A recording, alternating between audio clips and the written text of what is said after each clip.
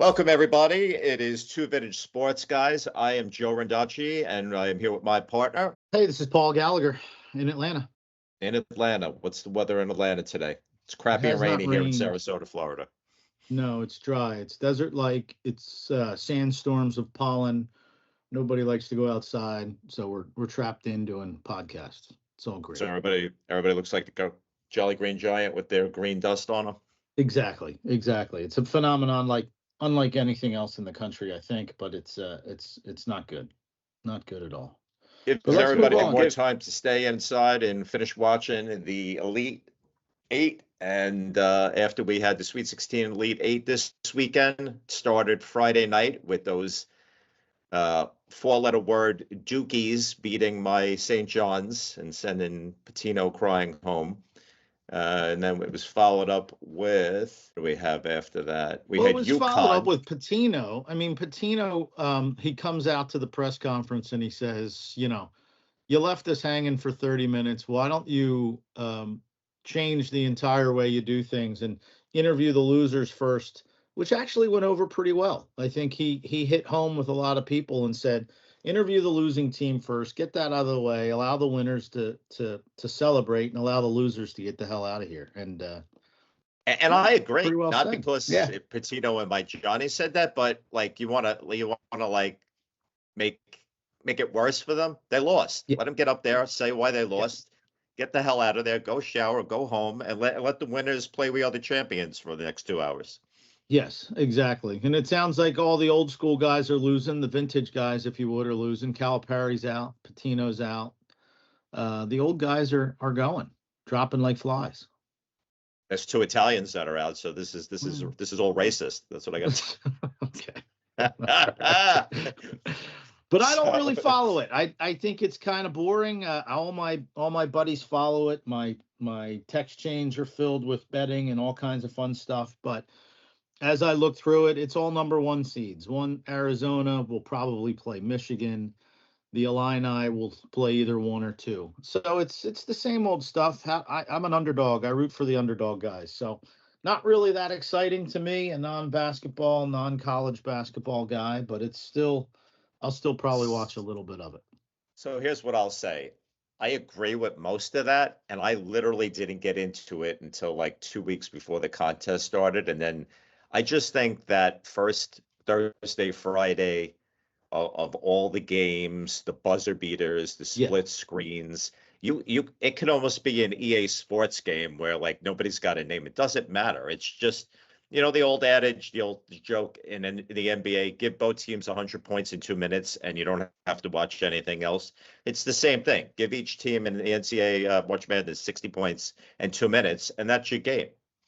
Because some of them are coming back from 18 down, 19 down, but at the end of it, they're tied with 2 minutes to go. So, that's what it's all about. Yeah, I think you just summed up basketball. Just watch the last 2 minutes and we're pretty good. I'm more, switching over. I probably you don't want to talk about it, but the Frozen Four tournament is currently going on as well, which is the NCAA Division I hockey tournament. It follows 16 teams. Some of the same schools have multiple teams going. Michigan's playing Minnesota Duluth.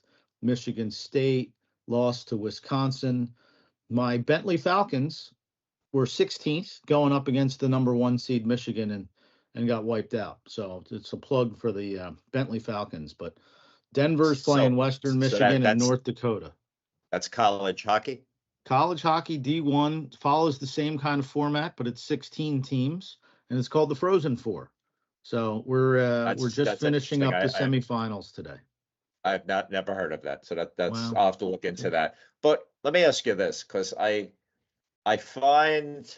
actually used to be just a college basketball guy in the day and really never followed college football because as a New Yorker, what I have Rutgers, like there's nothing up there. Like it's not like being in the SEC in the South or anything, right? So right now there's 3 guys in Jersey that are trying to want to kill me because I mentioned Rutgers, but State University of New Jersey, way to go. And as you know, as a Philly guy moving to Atlanta, as I moved to Atlanta, I literally had to study college football in the South. I had to learn all the SEC teams. I had to learn all the rivalries.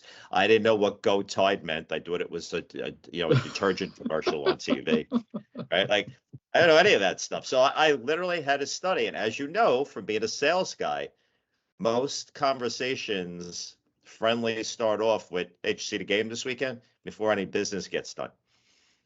Right? Yeah, So, you have to fake it. You also have to do more homework because it's not Go Tide, it's Roll Tide. But anyway, you'll back to the oh, books for you. You'll yeah, have to actually, learn, I'm more. saying what I thought it was. I Well, obviously know what it you was now. know. But my question is, having then gotten deep into college football and kind of faded off of college basketball, you didn't really have a university that had a great team in both college football and college basketball until recently with the portal and the whole NIL stuff.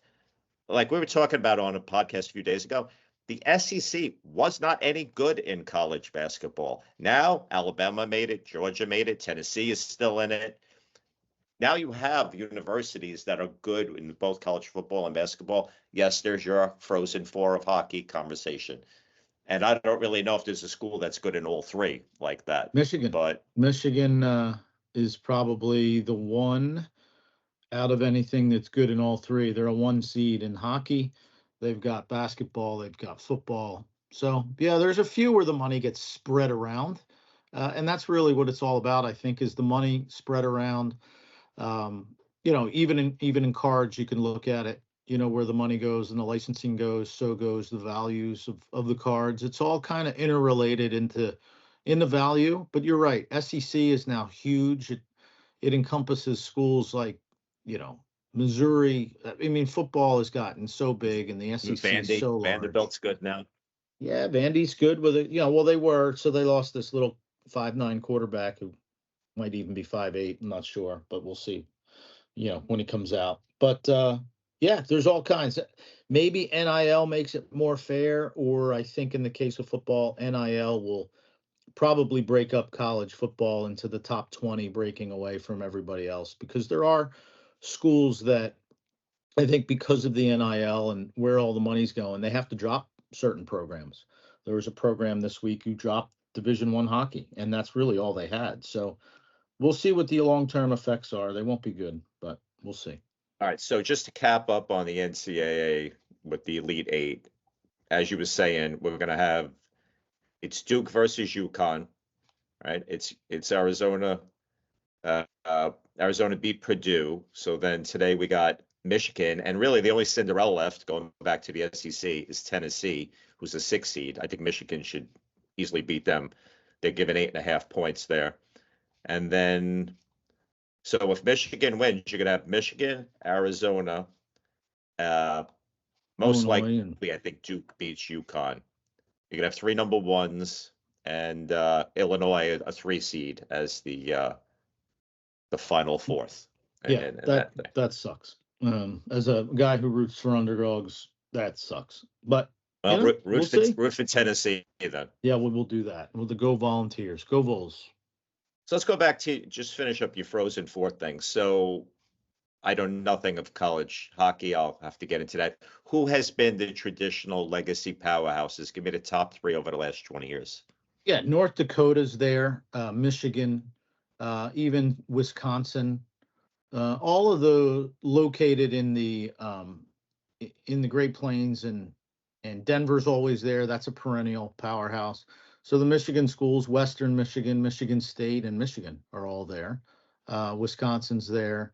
Some smaller schools like my Bentley, Penn State had the number 1 overall NHL Gavin McKenna player for him, but they lost to Minnesota Duluth. So Penn State tried to get back on the map with him.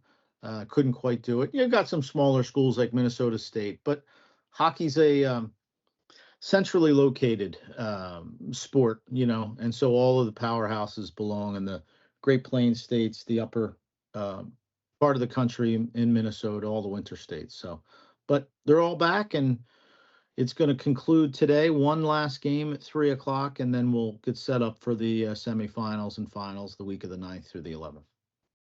All right. So what I got out of that was Michigan. That's Michigan, the big, Michigan, that's the Michigan really State, powerhouse across all three and sports. North Dakota, and North Dakota. Yeah, but North Dakota doesn't really do the football and No, the no, they're basketball. right, exactly. Yeah. Yeah, no, I'm Or the saying hockey. one that goes across the Yeah, three. Michigan. We'd say Michigan Michigan would and be was the you big could one. give some to Wisconsin. They typically have a decent team They do. in the other sports as well. They do. What about? I always think when I think Wisconsin, I always think Nebraska for whatever reason. Does Nebraska have a hockey team? Your geography is kind of way Oh, I off. know where it No is. I'm one just knows why asking. you would think of Nebraska when you think of I Wisconsin. So always that's a do. mystery. That's a Yeah, mystery.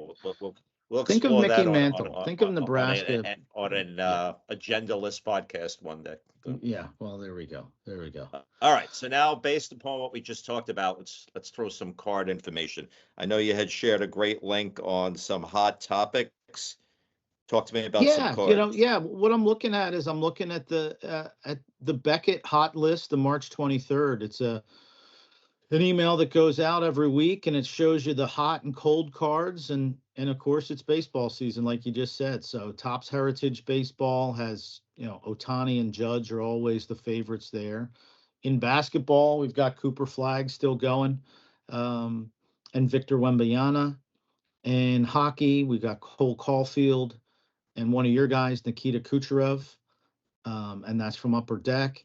And then they even spotlight some football. Back to basketball for a second. Luka Doncic is featured, and then in football, they say Tyler show for the New Orleans Saints. Man, maybe he'll make it this year. Who knows? But yeah, it's a good little list. It keeps you engaged week to week. It shows you what's hot. A lot of it is seasonal, like with the sports. So Heritage. I got a box of Heritage cards yesterday that I pulled, and that's a fun box to pull. You've got inserts in there that are fun, and I didn't get any Shoheis, but I got a couple of Phillies and some other cards, so it's all good. Are they all worth money, or is at this point is the market so flooded with anything with Shohei that it's really his early cards?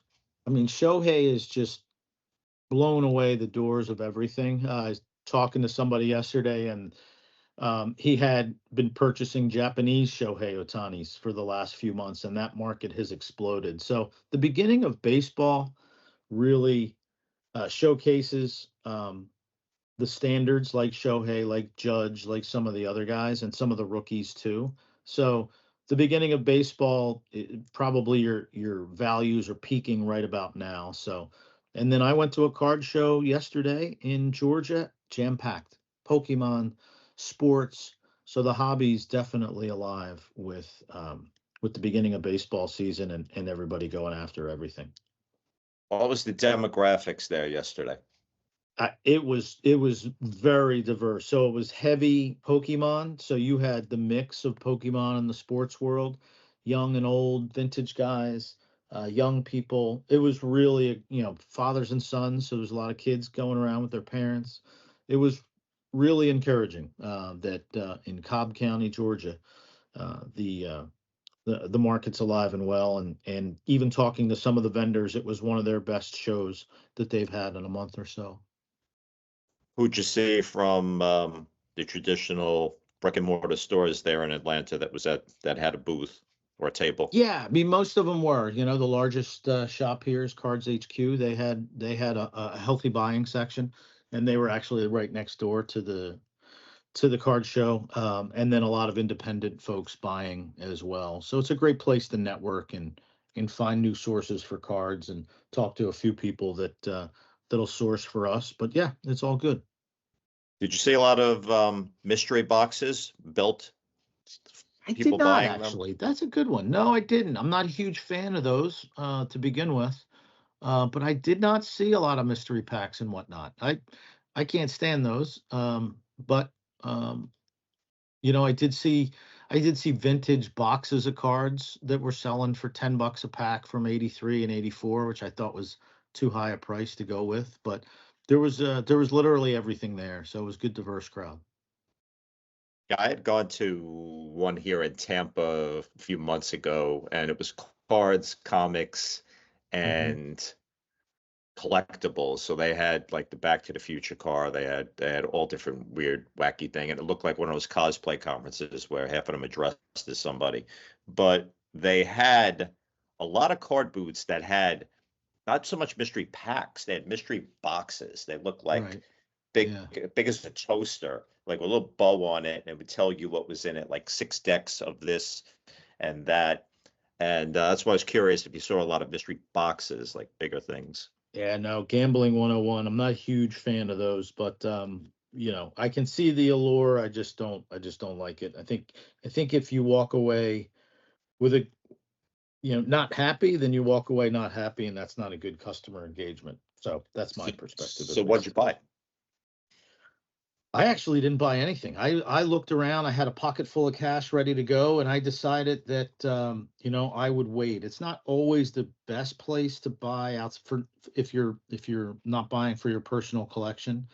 We did go to a store next door and bought a Jack Hughes Olympic card, and then I bought some wax. I bought an Upper Deck tin that's out for hockey, and then I bought another box of Heritage Hobby Box. So all So good give there. them a terminology 101 when you say wax to those that have no idea what you're talking about on this. Okay, so wax is referred to as the sealed product, so the boxes of cards, and you can get those at Dick's and Target in what they call blaster boxes, or you can go to your card shop and you can get hobby boxes, and on those it tells you what you're going to get. You're going to get a relic or auto in the hobby boxes, the tin. So it's any sealed product that you're going to buy and rip packs open for.